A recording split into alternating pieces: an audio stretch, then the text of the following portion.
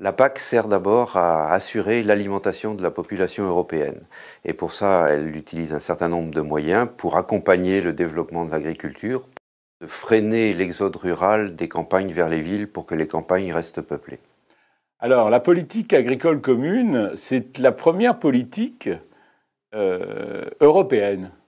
C'est une politique communautaire, c'est-à-dire que les premiers pays membres de l'Union européenne ont mis en commun leur politique commune et ont mis en commun les moyens qui permettaient de soutenir cette politique et ont mis en commun leur stratégie, c'est-à-dire qu'ils ont défini une stratégie commune. C'est un rôle d'organisation, d'animation de la filière agricole, donc dans toute sa diversité, sa complexité, avec les différentes céréales, les différents produits et les différentes rotations qui sont organisées faites par les agriculteurs pour justement produire de façon quantitative et qualitative. La définition est contenue dans le mot. Moi, je crois que politique, ça veut dire, quand on dit politique, ça veut dire qu'il y a réflexion et des choix qui ont été faits. Donc, le fait qu'au niveau européen, on se soit organisé pour justement planifier quelque chose, dessiner un avenir à l'agriculture, ça, c'est quelque chose d'important. Et au passage, on peut noter que la PAC est souvent décriée.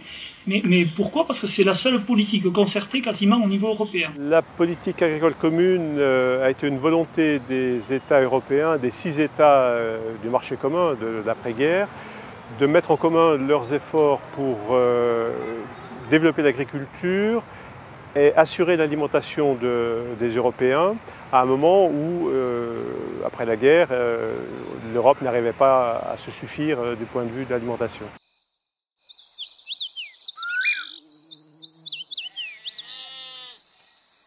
Mais aujourd'hui, je dirais que la politique agricole commune, c'est une assurance aussi pour la planète.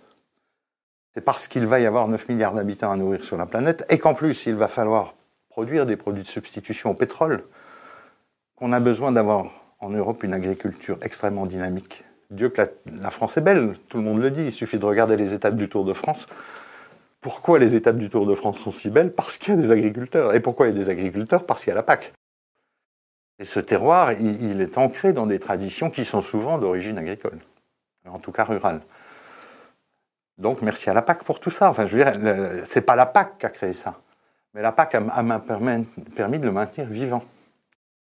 Elle a permis, évidemment pendant la croissance économique, pendant les 30 Glorieuses, elle a permis de provoquer de l'organisation des sociétés agricoles.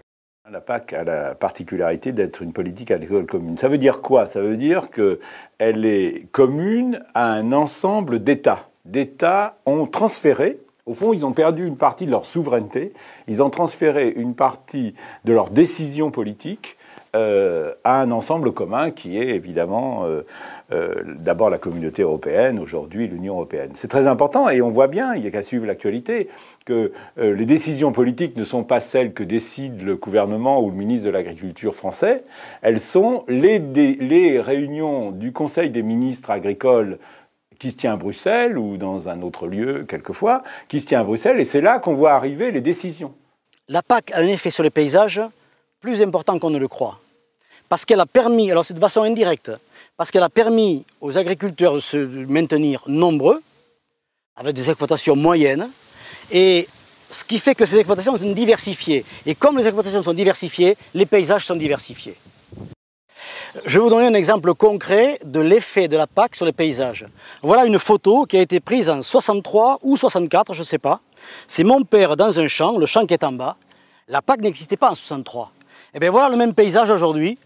Il y a plus d'arbres aujourd'hui qu'en 1964. Alors effectivement, le champ est travaillé en montant en descendant. Aujourd'hui, il est travaillé en travers. Mais vous avez plus d'arbres. Ici, les noyers n'y étaient pas. Aujourd'hui, ils y sont. En bas, les peupliers, vous voyez, ils ont grandi. Ils sont beaucoup plus grands. La haie, ici, il n'y en a pas. Alors qu'aujourd'hui, elle y est en bas. Et tous les arbres ici sont restés. Et ça a été remembré en 1976, en plus. Donc, après remembrement, après la PAC, le paysage, est au moins aussi beau, si ce n'est pas plus, qu'en 64. La différence, c'est que mon père faisait 30 quintaux et j'en fais 70. La PAC a aidé globalement l'agriculture à se moderniser. Étant donné que les prix avaient un niveau supérieur au niveau mondial, le chiffre d'affaires d'un agriculteur était plus élevé, grâce à un prix garanti ou quasiment garanti. Et donc, ça lui donnait la sécurité à moyen terme, à 5 ans, 8 ans, 10 ans, pour investir dans du matériel. Il savait qu'il pouvait l'amortir. Et donc, on a énormément modernisé l'agriculture grâce à ça. Parce qu'on ne peut pas se nourrir quand on n'a pas de paix politique. Et quand on regarde les grandes famines de ces 30 dernières années, c'est toujours lié à la guerre.